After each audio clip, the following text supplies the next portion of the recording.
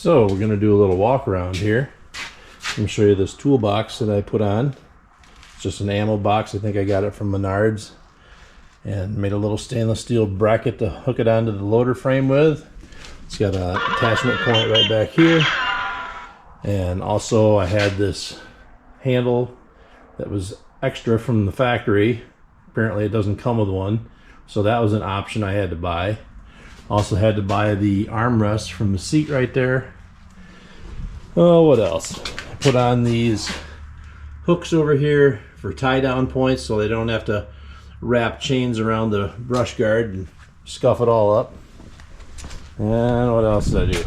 Welded a couple little chain hooks or chain links on there so that I can wrap a tarp strap up and around the cross member here to hold the quick hitch levers in place so they don't get accidentally bumped. Oh, what else? I had the floor rhino lined at the local dealer. That's really nice. I also made this extra pedal, or this pedal attachment for the differential lock so that you can actually fit the heel of your boot on it without slipping off.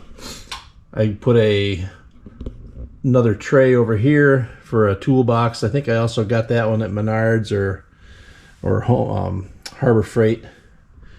That one does not have a tray in it, but this one over here does. Oh, what else? Let me go around the other side. Turn some lights on so we can see better.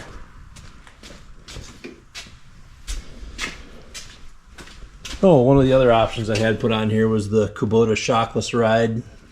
You simply turn this knob right here and it puts a couple of gas charged accumulators in the loader circuit so that it doesn't bounce, it floats over the ground.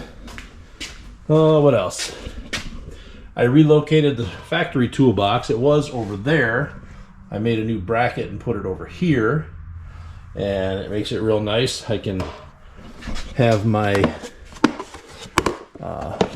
cover for a hitch ball. I've got this thing, this yoke for the quick hitch that I have never ever used. Got some pins in there for a receiver hitch. So that makes that a little more handy right there. Also added a couple of tie down points over here. And I labeled my remotes and then used the Outback wrap on here and here. And then also put some over here to protect it. Just not that it would have ever gotten caught or rubbed. I mean, it just helps contain the hoses and keep them together so that they're not flopping around and getting into harm's way. I took these fender extensions. There was fender flares or whatever you want to call them that came back about here.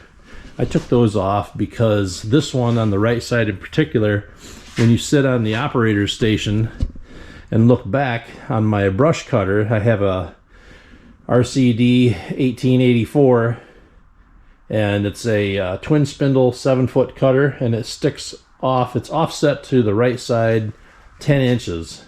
So you can get close to trees or fence row or whatever. And with this fender flare or this fender extension on here, when you look back from the operator's station, all you see is this fender flare. I can't see all the way down here to the ground where the edge of the brush cutter is. So unfortunately I took the one off the other side just to make it look symmetrical and not like, you know, I broke it off and just never replaced it. So those two are off of there. I'd love to put them back on, but I have yet to figure out a way to be able to see that corner of the brush cutter and not get into harm's way. You know, trying to think of, you know, could I put a rear view mirror up here somewhere? But unfortunately, it would have to be attached to the loader frame, which means either drilling or use some of those click bond fasteners that you basically, they're epoxied to the loader frame. But the problem with that is I usually don't mow with the loader frame on. You know, I take the loader off when I mow because it makes the tractor about 5 feet shorter overall, and it's easier to maneuver into corners and around trees and obstacles and stuff like that. So I would almost have to make something that attaches to the loader mount down here and be able to take the loader frame off, put this bracket on here, kind of like the one that I made for my chainsaw holster. You may have seen that in one of the other videos. Mowing in August, I think, was one of the ones where you spotted that chainsaw holster that I have for the left side of the tractor. So anyway, I may have to make something like that that just fits down in here and uses this pin to hold it in place, and then mount a rear view mirror up here so that I can look at it from the operator station and see down into this corner.